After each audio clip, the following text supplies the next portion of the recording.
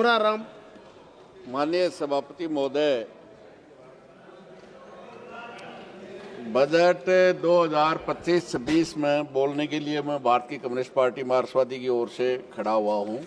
और जहां तक बजट का सवाल है, जो समस्याएं इस देश का किसान, देश का गरीब, देश की नौजवान, आम जनता जिन समस्याओं से त्रस्त थी, उनमें एक कदम भी ये बजट हमें आगे ले जाने के लिए नहीं है। जिस तरह से सरकार ने वही हालत है जो 2022 में किसानों की आमदनी दूनी हो जाएगी। आमदनी तो दूनी नहीं हुई, लेकिन लागत कई गुना जरूर हो गई।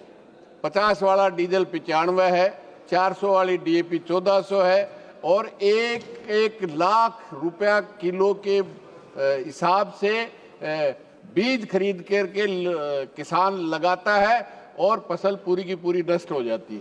आज जब तक 80% गांव के लोग खुशहाल नहीं होंगे, भारत खुशहाल नहीं हो सकता। अंबानी और अडानी के खुशहाल होने से, अमीर होने से देश अमीर अमृतकाल नहीं आएगा। इस देश की 80% जनता, जिनके खिलाफ ये लगातार बजट भारतीय जनता पार्टी की सरकार पिछले 10 साल से, और उसका नतीजा है कि देश में आर्थिक असमानता, न केवल पूरी दुनिया में सबसे ज्यादा कोई आर्थिक असमानता बढ़ाने का काम किया है तो भारतीय जनता पार्टी ने। आज पूरी दुनिया में सबसे बड़े आर्थिक असमानता है, आज उसी रास्ते पे आगे बढ़ रही है।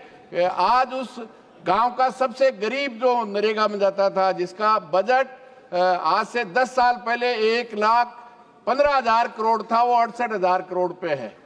आज 3-3 साल से उनको पेमेंट नहीं होता। 100 दिन की गारंटी है, उसको आगे बढ़ाने की बजाय 100 दिन की बजाय 40 दिन भी काम नहीं मिलता है। और काम मिलने के लिए केवल उस गरीब का नाप होता है।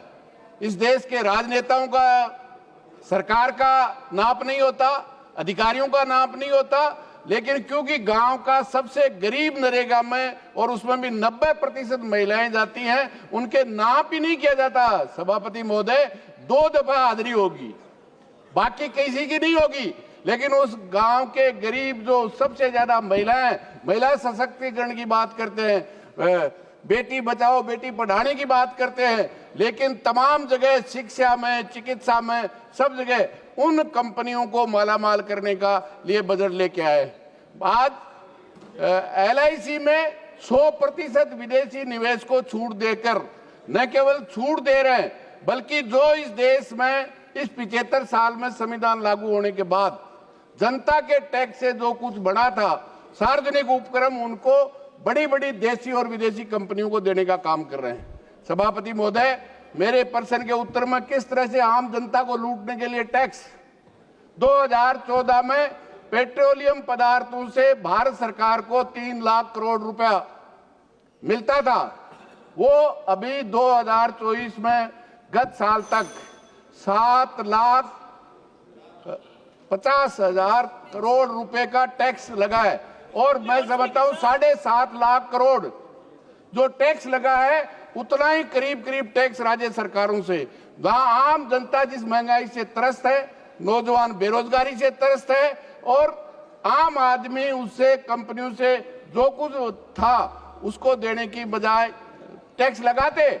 मैं समझता हूं कि बड़ी बड़ी कंपनियों पे जो बिलियनर है, डॉलर में 200 बिलियनर हैं, उन पे 4% टैक्स लगाते, और वो जनता के लिए, शिक्षा के लिए, रोजगार के लिए, महंगाई कम करने के लिए वो जनता पे इनडायरेक्ट टैक्स को कम करते, तो मैं समझता हूं बात समझ में आती थी।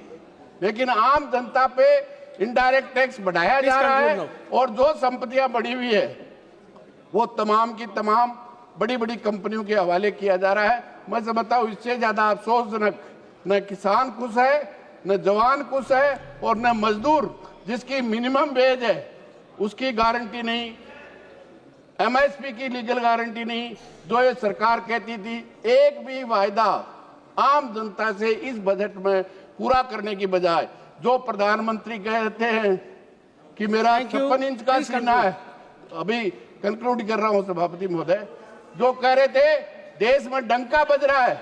अभी अमेरिका के राष्ट्रपति ट्रंप ने 105 लोगों को भारत के लोगों को जिस Please तरह से conclude now. अपमानित करके, हथकड़ी डाल करके, बेड़ी डाल Thank करके you. भेजा, और हमारे मंत्री प्रधानमंत्री के लिए कह रहे हैं सत्ता पक्ष के साथी, Thank you, thank कह you. रहे हैं, कह रहे डंका बज रहा है, ये डंका बज रहा है, और शायद 13 तारीख को उसी ट्रंप Thank के you. पैर पकड़ने के लिए हमारा प्रधानमंत्री जा रहा है। इससे ज्यादा Thank बात नहीं हो you. सकती। आप, यही मैं कहना चाहता हूँ। बहुत बहुत धन्यवाद।